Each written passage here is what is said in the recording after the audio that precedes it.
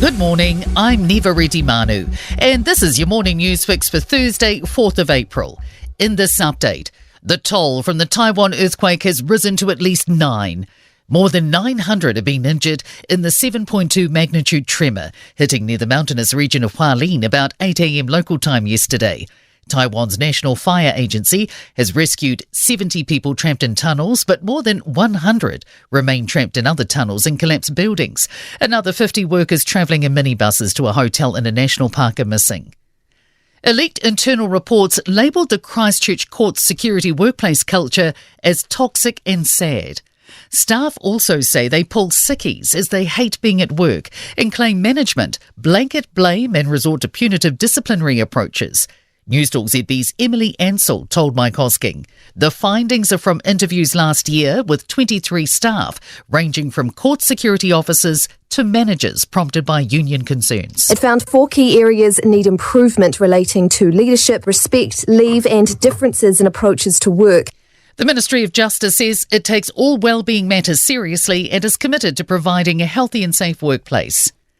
The new history curriculum is being taught in all schools, but not all of the content. New research from the Education Review Office finds many schools are prioritising local histories over national events. They're also teaching less about how New Zealand's histories link with global contexts. ERO's Education Evaluation Centre head Ruth Shinoda says it's important everything is taught so students develop key skills. Things like analysing knowledge, evaluating information, considering issues and how they local, national and global links. Those skills are really important as they go through school. Ministry of Health workers are finding out today which jobs face the axe. The ministry is looking to trim 6.5% of its costs ahead of budget day, as agencies are told to look for savings between 6.5 and 7.5% on average. Changes are expected to impact around 25% of its workers. Auckland secondary principals say fast-tracking residency for overseas teachers is a positive step, but only one strategy to address the shortage. The government's moving secondary teachers from the green list work to residence pathway to the straight to residence pathway.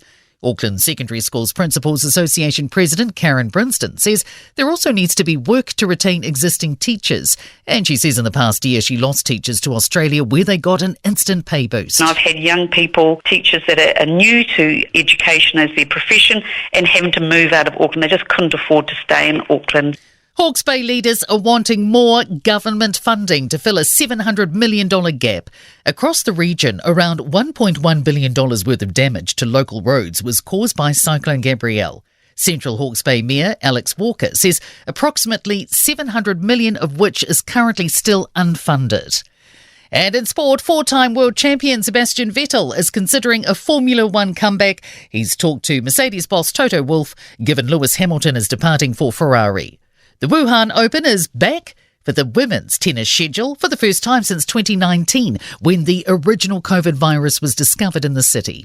And former All Black turned Samoan international Lima Sopoaga believes the country's rugby board have made the wrong call in dumping coach Seilala Mapusua. Mahonri Schwalger has replaced him. I'm Neva Reddy Manu. That's your latest news fix, and we'll be back with the next update at midday from the Newstalk ZB newsroom.